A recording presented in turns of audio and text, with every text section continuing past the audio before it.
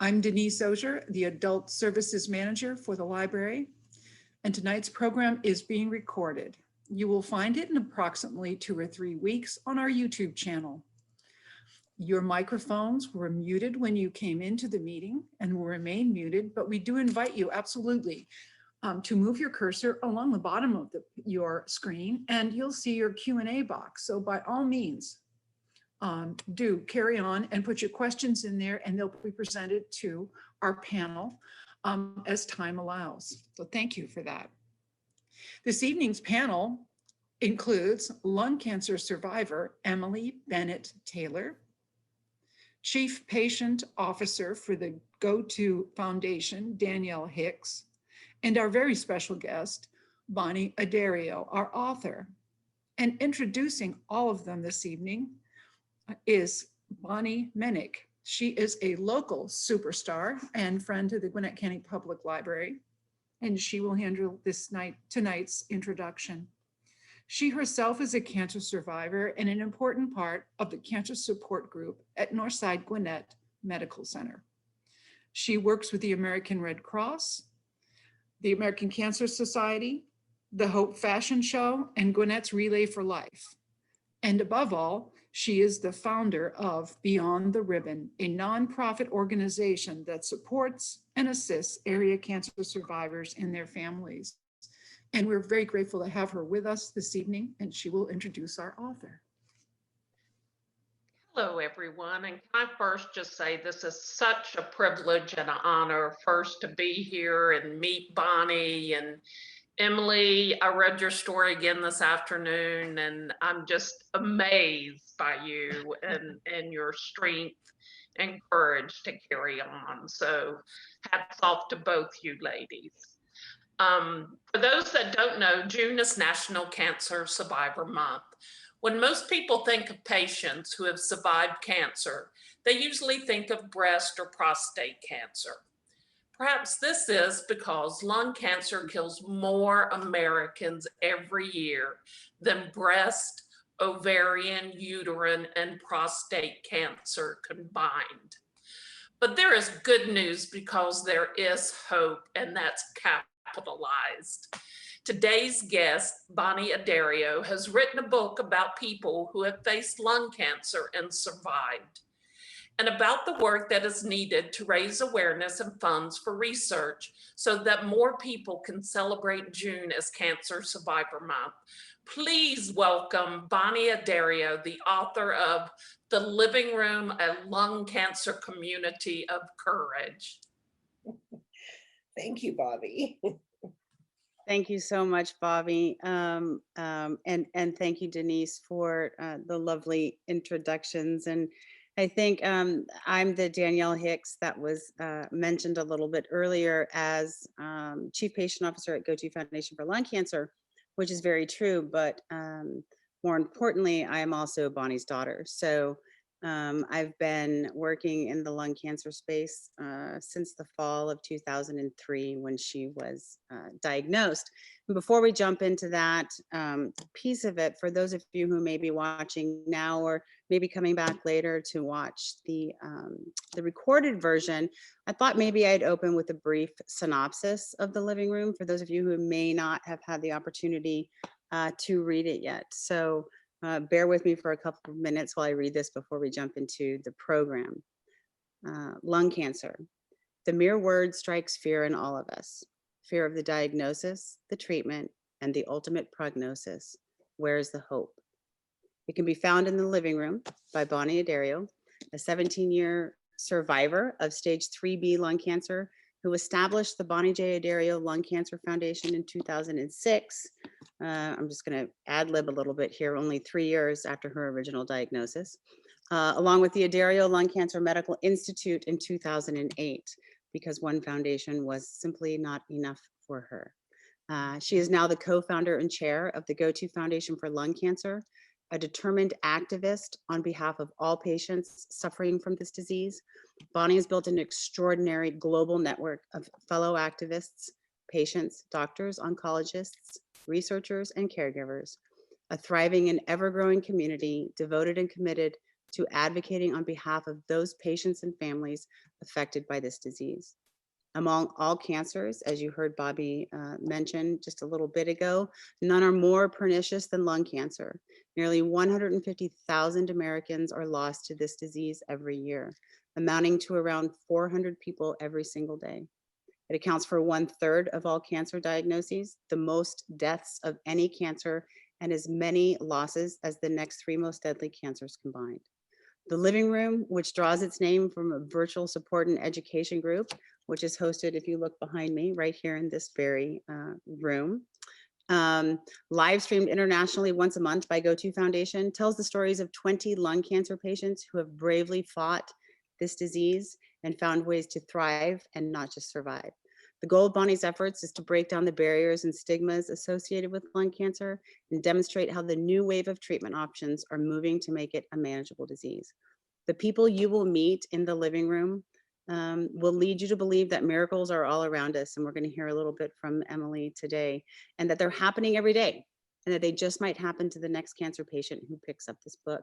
I also want to note that all of the proceeds from this book, 100% of them, go directly back to fund research and patient services. So Bonnie, as she started and as she is continuing, every move she makes is all about the lung cancer patient, our ultimate customer, if you will, for lack of better words. So thank you everyone for being here tonight. And I can't wait for you to get to know a little bit more about not only my mom, the author, Bonnie Addario, but Emily Taylor, who I consider a very dear friend and who I've known since pretty much the very beginning of her diagnosis, and followed very closely with her and her family through the process. So with that, I'm going to go ahead and get started. And I'm going to start with Bonnie. And I know that you consider yourself a very fortunate lung cancer survivor. And I know, as we've been doing this book tour, and I want to actually give a huge shout out to Gwinnett County Library, which I didn't do mistakenly at the very beginning for sponsoring and hosting this event tonight. But we've been on this book tour for a little while now, and I haven't asked you to give a very detailed history of your story and your sort of journey or experience with lung cancer, but I think it's important that the folks know sort of where you began, so it makes maybe a little bit more sense about how you got here and what you wanted for this community. So can you give us a little bit of background on your story, your diagnosis, pre doing all these amazing things in the advocacy space? I mean, what I was doing before I got lung cancer. Well, sure, if you want to go all the way back there. I mean, you can talk about where it began, what you were doing when you got lung cancer, and then what that looks like for you. Okay.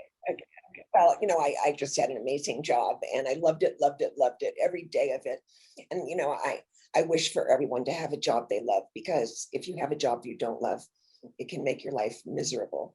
But when I was diagnosed, I had this pulsing, in my chest, and I'm not one to go to the doctor. I go to immediate care when I have pneumonia, and say, just give me a little antibiotic, I'll be fine. So I started, seeing some doctors to find out what that was. And they were all kind of leaning toward, trying to make this something wrong with my heart. And there was nothing wrong with my heart. I had every test you could possibly have. And, they kind of said, well, just, it's nothing. So my husband had seen this article in the newspaper, and it was about a company that had opened up a full body scan, about 30 miles from our house. So we went down and we both had one. So when the fellow came out to give us our results, he said, Tony, you're fine, Bonnie. You take your scan today to your doctor. Don't pass go. Drive right to his office and take this scan, because you have a mass on your heart.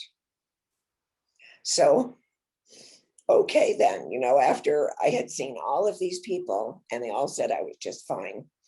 So that got me started on the lung cancer journey to get rid of this thing called lung cancer.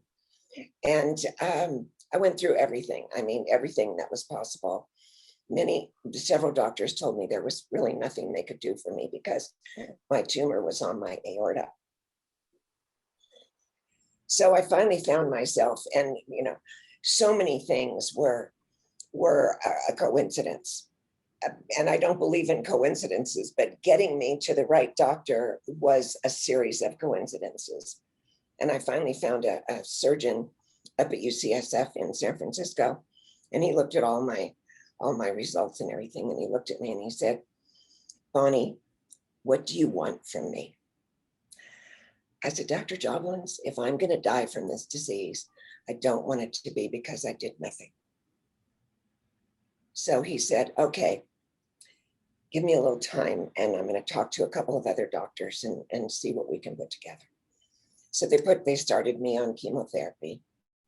And I think it was like for 9 weeks every Friday. And along with that, radiation for like 9 weeks, Monday through Friday. So it was pretty awkward.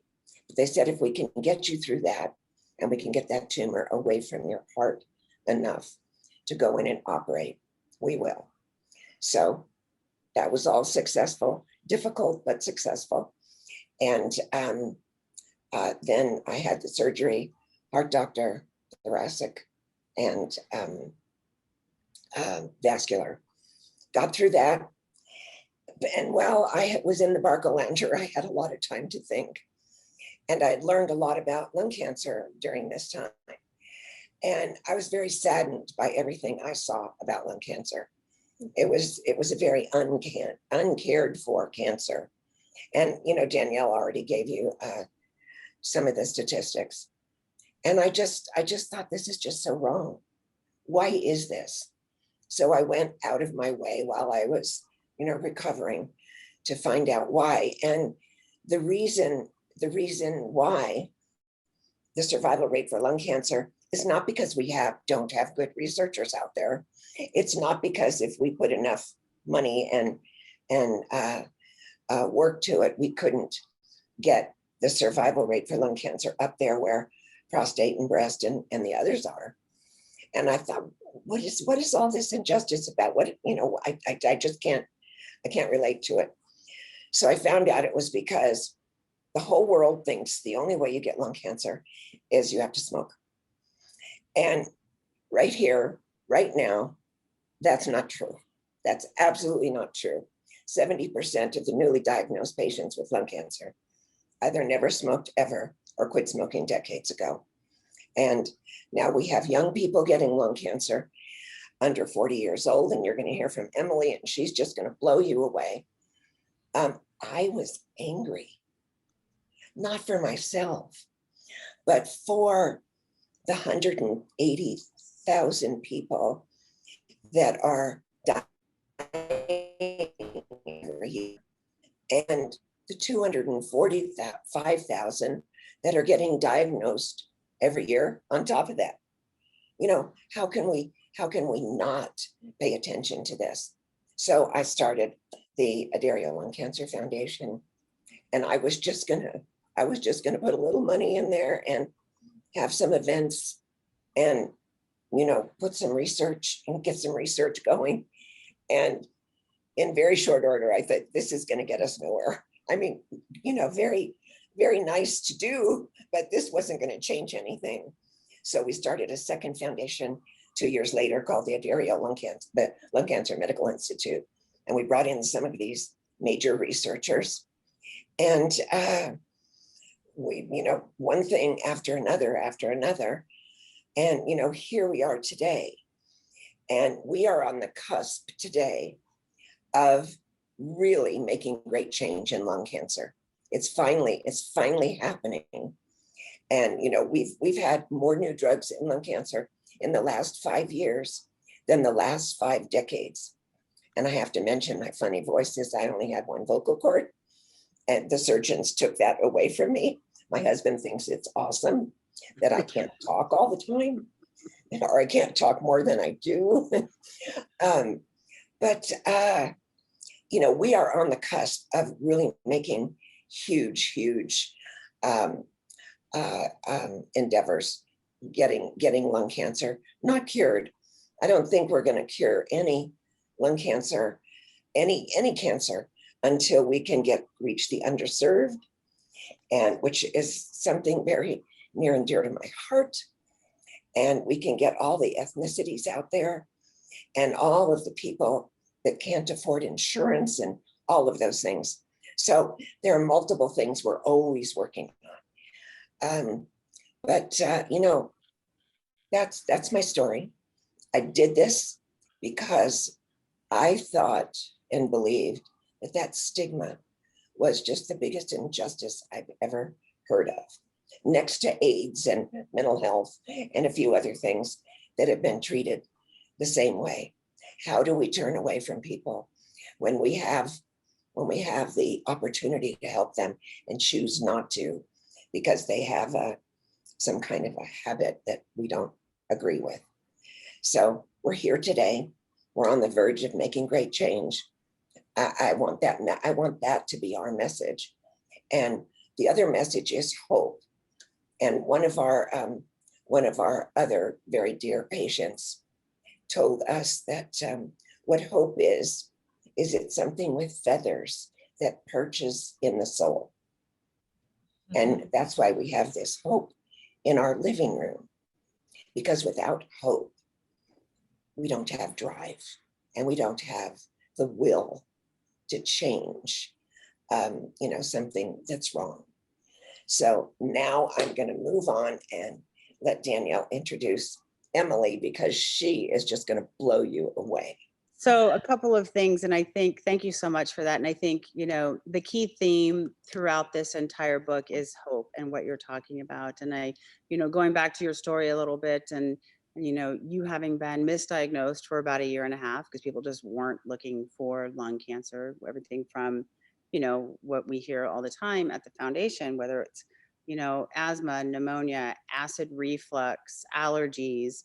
They went on to think you had cardiac disease or some sort of, you know, pinched nerve in your neck and all of these different things. But 1.5 years is a really long time to let a disease progress. And you have to kind of stop and think and wonder why. And I think stigma, as you mentioned, is a huge piece of this. And as we talk to Bobby a little bit later, I think she's going to have a lot to say about that, having had a conversation with her earlier in this week, being a cancer survivor herself and having sadly lost her sister to lung cancer and many others close to her to lung cancer. I think she definitely has a ton to say about this. But before I move on to Emily, you know, given what I just said about, you know, this book and it really talking about this forward momentum, in particular in the last 5 years, but really probably in the last 10, you know, so you've been, you know, 17 years, give or take a few months from your diagnosis, but some really great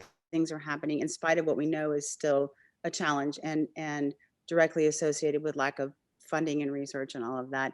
This is hope, right? And this is what this book is about. It's about, hey, you know, lung cancer is not your grandfather or great grandfather's disease. It is something that, if caught early enough and if seen by the right doctors and gone through the right process, is a survivable, manageable disease where quality of life can be a real thing. So I just want to ask you, you know, was hope something easy to find when you were diagnosed, and why is it important to you? And I know you kind of giggle every time I say this, and in a, you know, not in a haha, I think this is so great way, but a are you kidding me way. Why is it important to you? Did you find hope, and why is it important to you that patients find hope and remain hopeful? Like, what sort of impact do you think that can have on the patient's journey? Well, I saw no hope at all. And that was one of the big reasons I started the foundation, because anything you saw on the internet, and of course, 17 years ago, the internet wasn't like it is today, but all of everything you read about lung cancer was dismal. And, you know, it just said, you know, you might as well close the book, you're going to die. So when someone is diagnosed with a terminal disease, with a very, very difficult disease, I don't care what it is, lung cancer, whatever, they shouldn't be made to feel like they don't deserve care. And that's what the internet was all about. And I just, I never recommend it. In fact, Danielle, I love this. She tells her patients, don't go see Dr. Google. You know, you need to see a physician that is a specialist in your disease. Stay away from Dr. Google.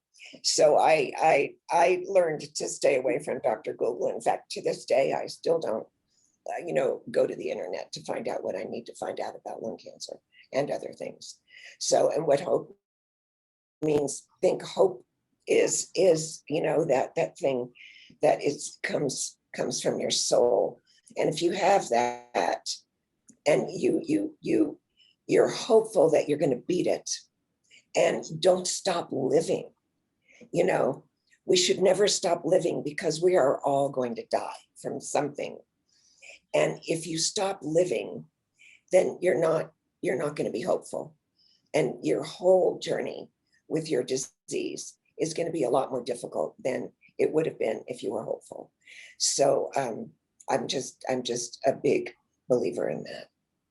Yeah, I think I couldn't agree with you more. And I know, again, Bobby's going to talk about this a little bit later, about keeping your head in the game and remaining hopeful being really half the battle. And I know Emily knows this, because she and I, especially early on, had many conversations about this, whether it was with her or Miles, her husband, or Emily, her sister-in-law, or some member of her family. And it's not always the easiest thing to do. And I think that's one of the things that makes this book so special, and not even just for lung cancer patients, but for anybody facing this sort of, you know, scary, potentially terminal diagnosis. Is there is hope to be found in all of it. And even on the days when you're feeling full of despair, maybe it's just a matter of picking this up and reading a chapter, right, from one of these books, because I think every story in here is unique. And lung cancer, like many other diseases, is not just one disease, right? It's very personal to the individual that has it. And similar to when you were diagnosed back in 2003 and originally told, go home and get your affairs in order, there's really nothing we can do for you. And this was by a major academic center in the California, you know, San Francisco Bay Area.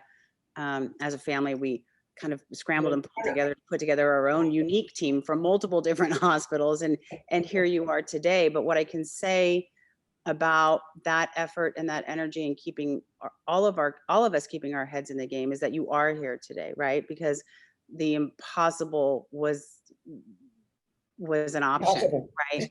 The impossible was possible. And I think Emily's story is very similar to that.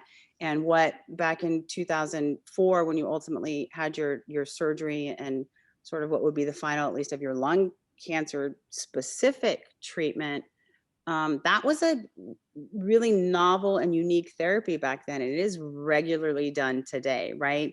And so I think that's something that I want to kind of flip into, like going to Emily now, because I think her situation is very similar, although she was quite a bit younger, no offense, than you were when she was diagnosed. Her story is very, very unique in that her treatment options and what she advocated for herself and her family were not the norm.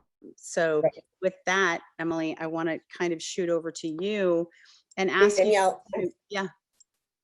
Yeah. Something before we move forward. I won't talk again today, I promise. No, you can talk. I wanted everybody to know the reason I wrote this book. The reason I wrote this book, I don't even call it, you know, writing a book, was I want finally for the world to see the faces of the people that get lung cancer. And I was very careful to address age, gender, ethnicity, and anyone can get this disease. And if you go and read the whole book, I hope by the time you get to the end, you go, oh, I get it. I see this. These people deserve to live, and they deserve a chance to live. So I'm finished. Yeah, no, thank you for that. And I was remiss in bringing that up, and I probably a light bulb would have gone on at some point during this meeting to say that, because I know with the thousands of patients that you've worked with over the years, it couldn't have been easy to pick just 20 stories, right? But I do know that you wanted to try to really, you know, let the reader understand that it's your it's your neighbor, it's your mother, it's your sister, it's your grocery clerk, it's your best friend, right? Anybody can get this. And so I know that that was no easy task for you, but I personally think you did an excellent job representing the community as a whole, even just with the 20 chapters that you were able to pull together. So thank you for reminding me. I forgot that. It's okay. Okay, so so I want to switch to you, and I want you to give us a sneak peek into what people who may not have read the book, can expect in your chapter, and maybe shed some light and answer questions for anybody who may have read the book, that may want to ask you about it. So if you want to start from the beginning and just shoot from the hip, we'd love to hear from you. Okay, so the beginning for me was 9 years ago, almost to the day from today. And I had spent about 2 or 3 months with a cough and a wheeze. I was a former college athlete, 28 at the time, a newlywed.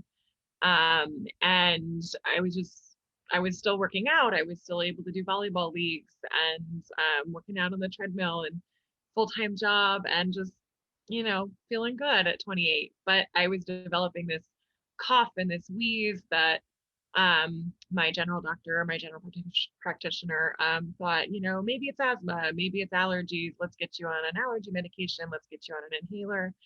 And, those were helping a little, but it wasn't, I knew that it was not the solution. And actually a friend had told me about an event that he had gone to for Jill's legacy, which Jill was a young lung cancer patient who Bonnie knew and helped, who was the coxswain at Cal Berkeley and was just an incredible young woman. And she got lung cancer at 20 and passed away at age 21. And he told me that story as I'm having this cough and this wheeze, and it not only stuck with me because of the symptoms that I was going through, but also that she was somebody that I identified with. She was a young, healthy college athlete, someone who was, a lot like me. So when it came time to advocate for myself, I kind of pushed my doctor. I said, I think that this is something else. What else can we do? And, surprisingly, I think you talked about that, Danielle. A lot of patients get kicked around for a while. I had about a 2-month period, and that's short. That's very short for most patients. But he did order an X-ray, and I got that X-ray, and the pulmonologist at the time said, "Hey, don't worry about it. I know a lot of patients, and nobody young like you gets lung cancer. Don't worry," because I told her what my concern was. And she ordered a follow-up CT scan the next day, which I got, and she called me into her office the next day, which I know now is a sign that things were not great, and told me that I had a tumor. Again, thought it was lymphoma because of my age, my relative health otherwise, my history of not smoking. And, for about a day and a half, we thought that's what it was. And then we got a biopsy and found that it was lung cancer. And that was just an incredible shock, because I'm not ashamed to admit that I believed this was a smoker's disease. And it took me getting it and meeting the hundreds of other patients I've met along the way to realize that anyone with lungs can get lung cancer. So in the several weeks from my diagnosis to when I was able to start treatment, my husband and I thankfully were able to preserve our fertility. So we had, the hope waiting for us. Hope was a very, very big word for us. And, in that time, my husband really got to work trying to find me stories of hope. And I think Bonnie touched on this. There was just not a lot of that out there. And there's been a breakneck pace at which lung cancer research and solutions have been progressing in the last, even 9 years since I was diagnosed. And at the time, there were no stories of hope out there. I think Bonnie was the only one that we found. And we were able to connect with you guys. Danielle actually called us from vacation and talked to my husband and my sister-in-law, who are, part of my care team, about, okay, who I needed to see, where I needed to go, what kind of tests I needed to get done, and really put us on the path of advocating for ourselves, advocating for myself and for my health and for getting towards the best outcome that was possible for me. I was diagnosed with stage 4 adenocarcinoma, non-small cell lung cancer, and began, regular chemotherapy for that, IV chemotherapy, because I wasn't a candidate for a lot of the genomic profiling that's happened. I tested negative for all of that stuff. So I wasn't able to do, a targeted treatment or anything like that. And immunotherapy wasn't around. So it was just traditional chemo.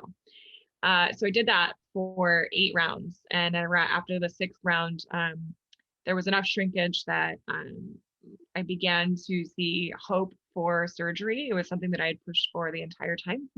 And I think when you get a diagnosis of any sort of cancer, you want it out of you. But because I was stage 4, I was not a candidate for surgery at that time.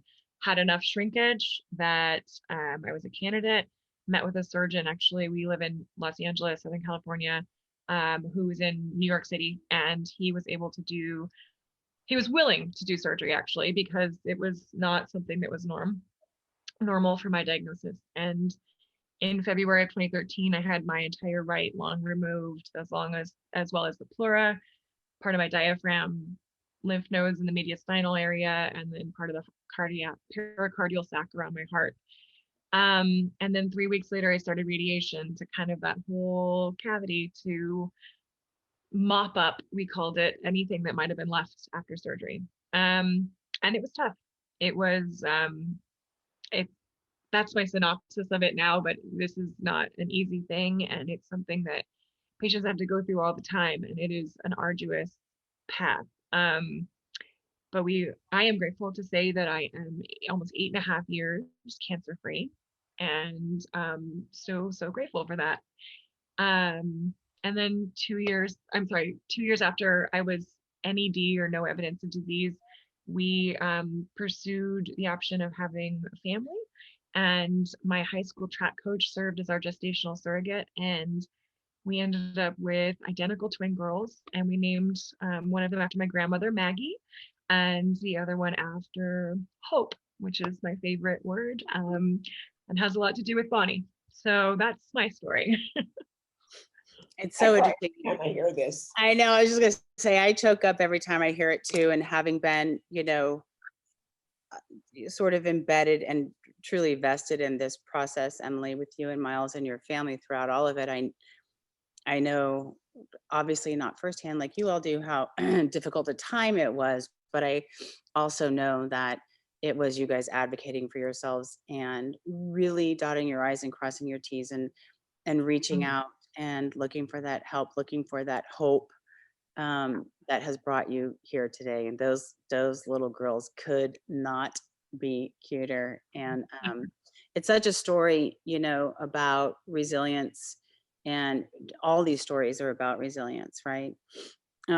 So thank you for sharing your story, Emily. I mean, can you tell us a little bit about, what that hope sort of meant to you? And like you talked a little bit about the arduous process and how hard it was. Like, did hope play a role? Not your daughter, but like, did hope play a role in helping you get through some of those hard times? And how did you cope on the days where maybe you couldn't find it? Yeah, well, I mean, hope plays a huge role. It was something that, I had a hope necklace and, a hope bracelet, things that, like, when I needed a little bit of extra strength, I could look to those and realize that on the day-to-day, it was hard. But I think, like Bonnie said, you have to kind of keep that positivity in your mind and in your heart. And I just kept telling myself, like, if someone's going to survive, it's going to be me. The statistics are horrible, but there are people who survive it, and I will be one of them. And there were days that it was hard to believe that. And those were the days that I really needed to let myself feel the emotions. You can't go through a cancer diagnosis being 100% positive all the time. You have to allow yourself to feel the difficult emotions and work through them, because there will be good days. I mean, we were really adamant about celebrating every little milestone. I had a party before I started chemo, chemo kickoff party, you know, and celebrated with all of our friends and family. And every time I got a good scan result, we would call all of our friends and we'd all meet up at the bar. You know, we were in our 20s. It was awesome. You know, so we would celebrate every little milestone along the way. And that was kind of what gave us hope. And another thing was, you know, meeting up with Bonnie's Foundation, which at the time we were so involved with. You know, it was meeting other patients through Bonnie's Foundation, meeting other young people who were going through the same thing as me, you know, and Bonnie had several patients call me and kind of talk to me about what they'd gone through. And it just was so nice to talk to somebody who'd been there. And knowing that Bonnie was on my side, knowing that Danielle was on my side, knowing that the foundation was there for me and guiding me, but also just really cared and really wanted the best for me and was going to make sure that I had the best care. That was, I mean, that was everything. That was everything. That helped fuel that hope that you need to survive with a diagnosis like this. And I love that, because I think one of the things that this book exudes for me, and I think others that I've talked to that read it, is not only hope, but the sense of community that you're talking about, right? Not only with your family and friends who of course love you and want to be your cheerleaders and cheer you on, but being able to connect with others like you, right? Because, and I know when my mom was diagnosed, talking with her, about some of these things, we could be there and I could be empathetic and I could be sympathetic, but I wasn't walking in her shoes, right? And to be able to connect with other patients who you can just be like, damn, this has been a hard day. And have you had these hard days? And how did you get through it? And here's some of my fears. And, just, I think it makes all the difference in the world. So I think it's one of the things that is such an important piece that not all patients have the benefit or the access to. And even if you don't physically have benefit or access to, I still, keep going back to this book, and you can find someone like you in this book, someone that whose story will resonate you. So, Emily, why did you agree to be a part of this book, and what do you hope that people take away from it? Well, Bonnie's my hero, so how could I say no to her? I just Um, got finished crying. And now I know, it just made me cry again too. well, so Bonnie, has been my hero since I met her, because the way I describe Bonnie is, she's someone who was driving her car down the road, and she hit lung cancer and got her car repaired. And instead of driving up into the sunset and putting lung cancer in her rear view mirror, she decided to turn around and go help everybody else at the accident scene. And that's not something that I think, I don't think that's something I would have done. And I don't think if I didn't have Bonnie as an example, I don't think I would do what I'm doing today. Like, Bonnie is the reason that we felt hope every day, and the reason that we felt safe on the journey that we were on. And so I try to follow her example and be the person who is providing that hope to other people. I always say that there's no reason for someone else to have to learn everything from day one of their cancer diagnosis. I already learned it. Why can't I just pass that on to somebody else? So we started a blog pretty early on in my journey, and the goal was to really let everybody know how I was doing and things, but it really grew to, well, hey, maybe we can provide hope to other people. We had no idea how my journey was going to go or to quote unquote end, but it was like, maybe we could give hope. Maybe we could be that story that somebody's Googling, like, I just got diagnosed with this, or my loved one just got diagnosed with this, and we could maybe provide some sort of a roadmap to people and also give them hope at the same time. So that's why I do it. I do it because I want to be Bonnie in some way, and I want to help Bonnie in so many ways. And I think that, this book is a perfect example of who Bonnie is as a person. She's not just satisfied, getting out there and all this work that she already does. She also wants everyone to know that, like, there's other people out there who are going through this too, and we're real people, and we deserve better treatments and better cures, and that we're real people going through this. So yeah, Bonnie's the reason for all of it. No, it takes a village. It takes a village, it's family, it's you know, and I love this girl dearly. She is a daughter of mine from another mother. There's no doubt about it. And she's family, but it really does take a village, and it really is about giving back. You know, when you make it through that knothole and you get to NED, you know, giving back is helpful, you and to other patients. So I think it's, Yeah. Emily, I love the way you kind of piece that whole story together. I don't know that I've heard you do it that way before about the driving down the road and turning back. And I think it's so spot on. And I think it's also who you are and who you've become. And I know that Bonnie is one of your heroes, and she is clearly also mine, you know, and I think looking back, like lung cancer and working in this space for the last, I don't know, since 2006, like however many years that's been so far. Yeah, it started with her, but it's become so much bigger than just her, right? And I'm grateful every day for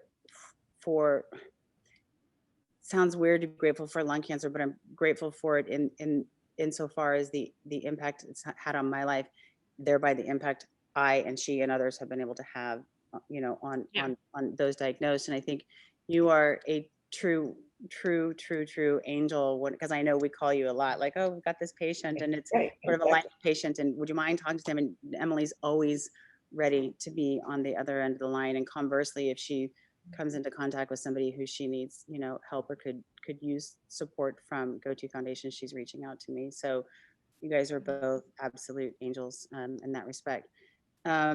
So I want to go to Bobby because I want to be mindful of time, because I think her own personal cancer journey, although not lung cancer, is extraordinary. She's probably getting some water. And I think, yeah, tissue. And I know you can hear us. And I think your connection to lung cancer is also very unique. So do you want to tell us a little bit, Bobby, about your story first, and then let's talk a little bit about your sister and how you felt and where the hope was during that time for you.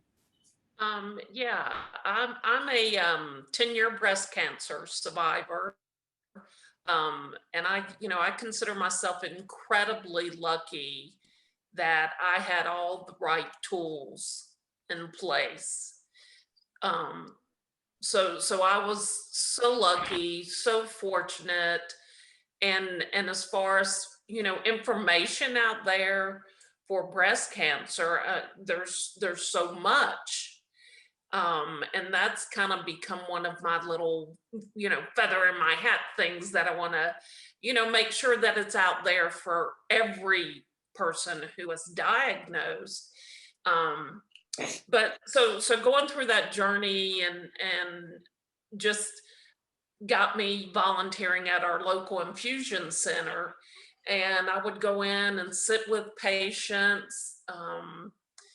Some you can just the look on their face and seeing their caregiver there with them. I mean, it really is a beautiful experience to be a part of. So, never did I ever guess that. I forgot to tell you, Danielle, my stepfather he died from lung cancer 15 years ago. So that was my actually first head on. And then 2 years ago in November, my sister was diagnosed with lung cancer. And truly from the date, I'll never forget, and I still have this paper, when you go in the doctor's office and they have that tearaway paper where you get on the table. And so he's sitting there and he's drawing this picture of my sister's chest, and he's got dots all over and arrows going. And I'm just going, oh my God, this isn't good. Thank God my sister did not quite understand the picture. And I was like, oh my God, I'm scared for her. And, I kept my brave face on for her. We left that doctor's appointment, and she said, please don't let me die, Bobby. And I said, you know, Mary Jane, I'm going to be here every step of the way. We're going to beat this. We're going to beat this. And unfortunately, she died within 30 days.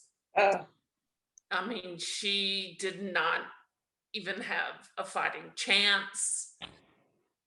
She could not do chemo, radiation. I mean, it was so fast.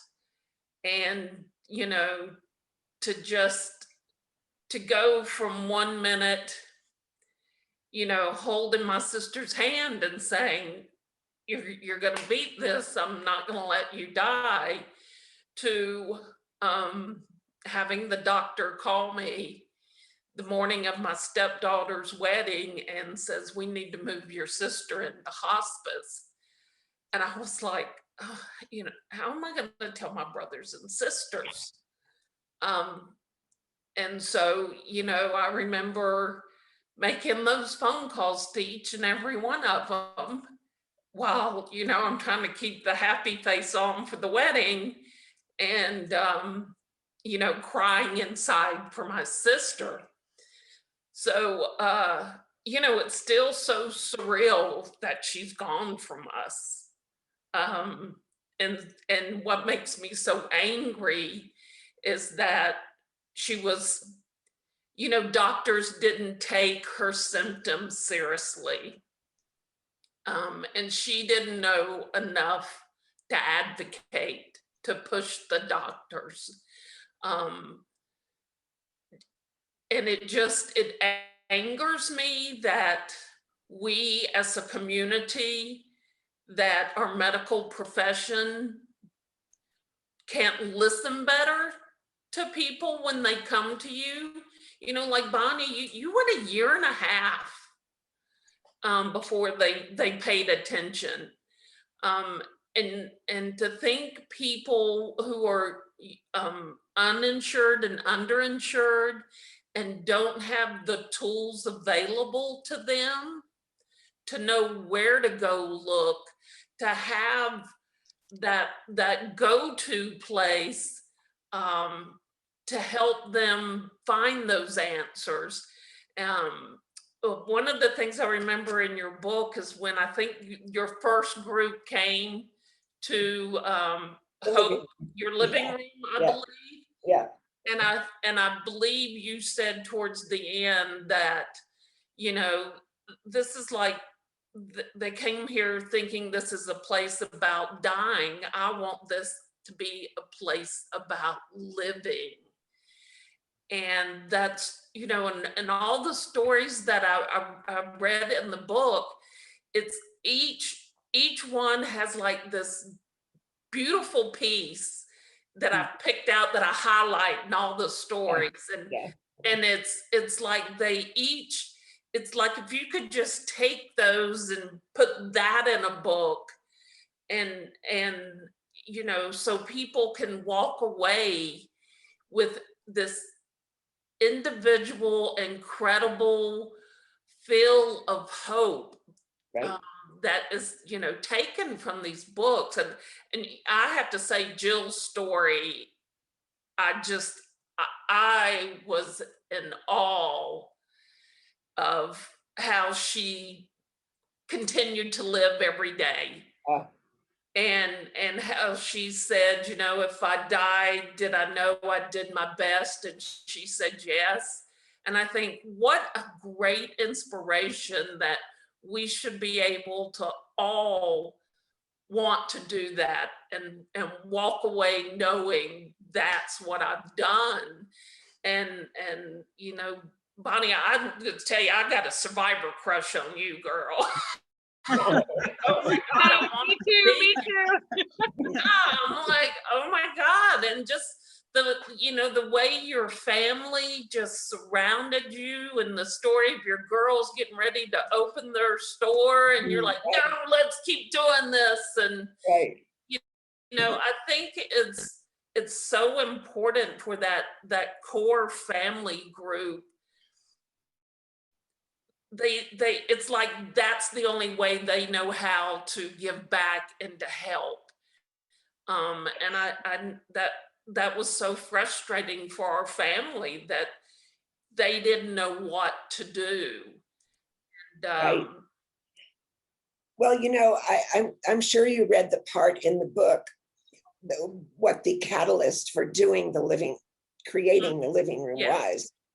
was, and because I went to that room and nobody there was living. They went there to die. And I went back, and Danielle can tell you, told the team, you guys are going to kill me, but we're going to start a support group. And here goes all the eyes rolling, and like, oh, we haven't got time for that. But it turned out to be, for all of us, a really, really, really, it keeps us going. It really keeps us going, because some days it gets really hard Yeah. to keep going. And Yeah. I think, the world also forgets how we need to take care of our caregivers too. I Oh, forget, Emily, it may have been at the end of your story where you were talking about that's one of the things that's huge in your arsenal is your caregivers. And, Danielle had mentioned when she was talking about how, man, we all had a plan and we were going to attack this. I'm like, exactly. that is so what Yeah, you need right. in this. Yeah, yeah. I think one of the things that's maybe not unique to lung cancer, but is very clear in the amount of time that I've been working in this space is some of the differences with other diseases, right? And I think we talked a little bit about stigma early on. And Bobby, I know you said when you were diagnosed 10 years ago and you sort of found this place and there was a clear path, right? So scary still, because cancer is cancer is cancer and cancer is scary. But I think it's even scarier for folks where there is not a very clear path, and where there's, in the instance of your sister, sort of this, well, now there's actually not enough time to do anything. And one of the questions that came through tonight in the chat that I just want to read out and kind of talk a little bit about, because it definitely has impacted, although, well, so the question is, how has COVID impacted the treatment of lung cancer patients, right? And I think, although the treatments are the same, this delay to treatment is what is the biggest impact, right? So folks not going in and getting screened, because there is screening available, under the new guidelines, with even more people. The new guidelines just came out a couple of months ago, but screening delays, and then symptom going to the doctor, so letting symptoms progress because, oh, it is allergies, or it is, bronchitis, or it is this or that or the other, not going to the doctor because of fear. So I think, one of the things that research and some of the folks way smarter than me out there are looking at right now is what this impact actually really is, right? And I think, sadly, what it's kind of leaning towards, and we won't really have a good insight into that, and probably till Q1, Q2 2022 is what that impact actually looks like. But we do know that folks are being diagnosed. There's a delay in treatment. So there was a lack of diagnoses for a really long period of time. So it looked like lung cancer was dropping, when in fact, what we're seeing now is like even a greater amount of folks being diagnosed late stage. So that's just sort of to answer that question. And I think I had gone to my oncologist for my yearly checkup, and we were talking about that very thing. And like you say, everybody's going, yay, cancer diagnoses are down 40%.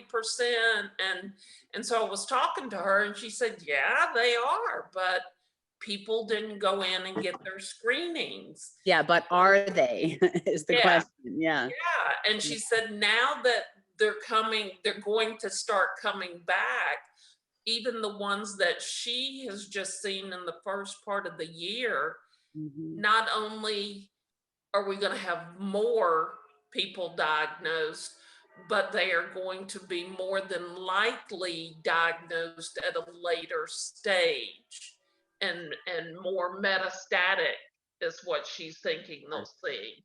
Exactly. Yeah, exactly. We're seeing that too. Yeah. Yeah. I'm going to go to final thoughts in a little bit, because I know I'm being mindful of time, and I want to just pose to anyone who might be watching that, we're going to wrap up with last questions. So please, if you have a question for anyone on the panel, As Denise said a little bit earlier, if you hover over the bottom of your toolbar, there's a Q&A button you can click on and ask a question. But while we're doing that, I want to go, Emily, back to you. And I do want to ask you, if you have any final thoughts or any of what I know are a plethora of words of wisdom that you have for this community around hope, and why you think it's important for people to not only read this book, but to share this book with others. Yeah, I think, first of all, never underestimate the power of the community around you, the people that can help you, your caregivers. And when it's amazing, how much your community will come around you when you have a disease like this, and utilize that. It's very important to utilize any help that you can get when you have a diagnosis like this. One thing I always say too is that, doctors are wonderful, and they have gotten into this for all the right reasons, but they also have so many patients, and no one is going to care about your care as much as you.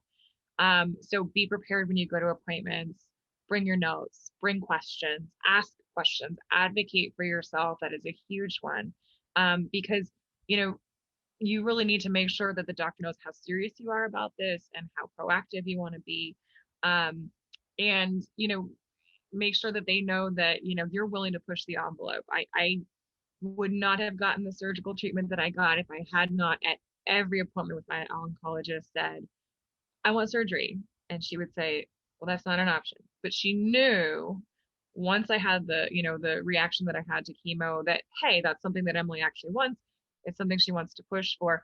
Maybe we could look into that. And that got her on board. So make sure your doctor knows, where you want to go with things, and how serious you are about getting really hardcore treatments if that's what you want. And also, I think it's always good to humanize yourself with your doctors. Tell them about yourself. I've got kids, or I want to go see my grandkids next for their baseball game, and things like that humanize yourself with doctors. Doctors are wonderful. They are people, but they have to be in doctor mode. And until you humanize yourself, maybe they won't see you quite like a human. So, yeah, I think, and then when it comes to hope, this book, I think I have it right here. It's a wonderful tool, like Danielle said, to show you that lung cancer is a cross section of all humanity. It is a cross section of all people everywhere. And if you are looking for a story of hope, or you are looking for someone who may be a little bit like you or a lot like you, this is a great book that just covers all of that cross section. Yeah. And I think there's lessons in there too for people that have other cancers, because cancer is cancer. We're all overwhelmed when we're diagnosed, and, all of the information in there is for anybody, including the caregiver. Mm-hmm. Absolutely. Absolutely. Bobby, how about you? Do you have any final thoughts that you'd like to Truly advocate. You have to be your own advocate. Surround yourself with positive people. It's okay to have your pity party as long as you come back ready to fight. And, the biggest takeaway is hope. You got to believe and have hope. I love that. I love that. Mom, any final thoughts before?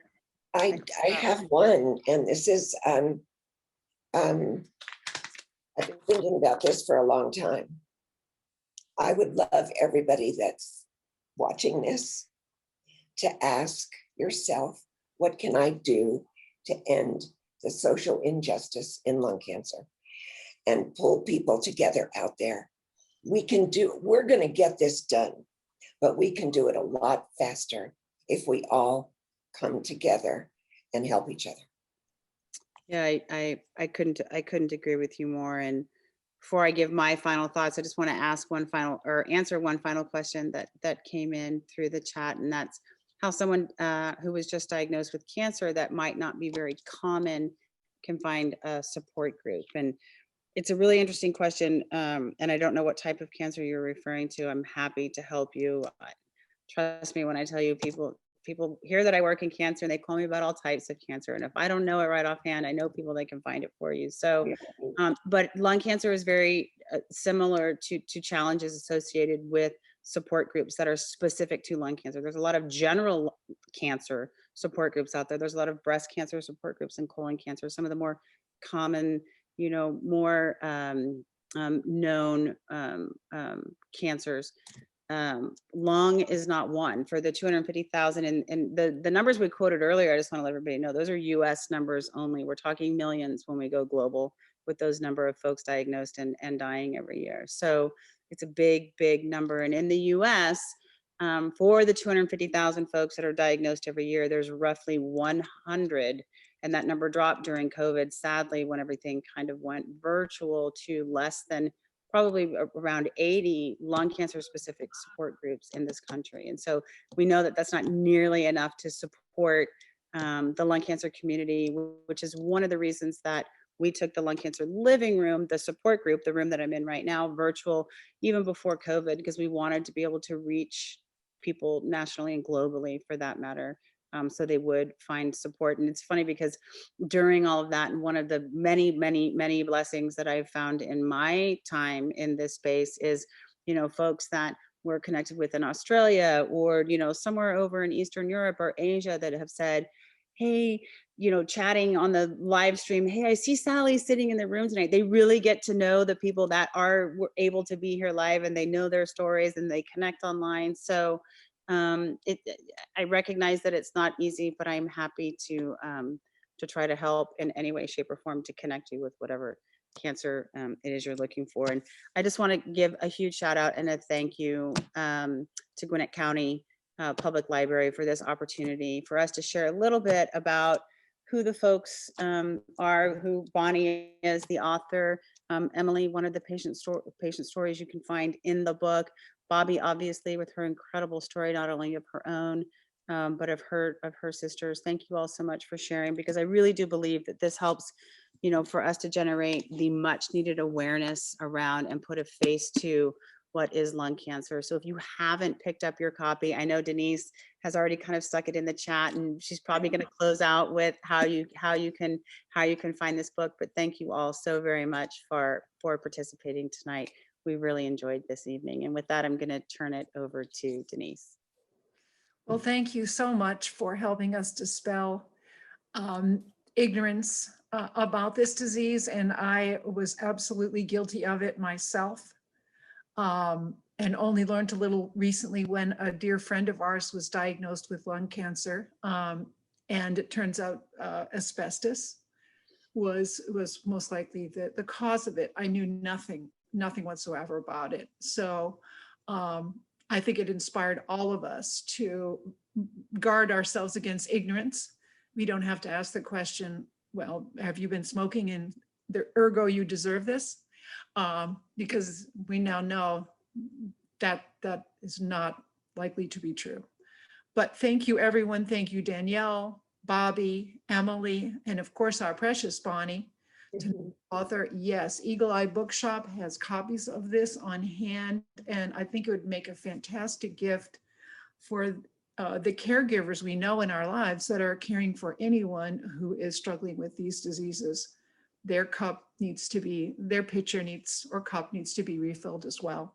Right. So thank you, everyone. Have a lovely evening, and thank you for coming to visit with us at Gwinnett County Public Library. Thank you for having us.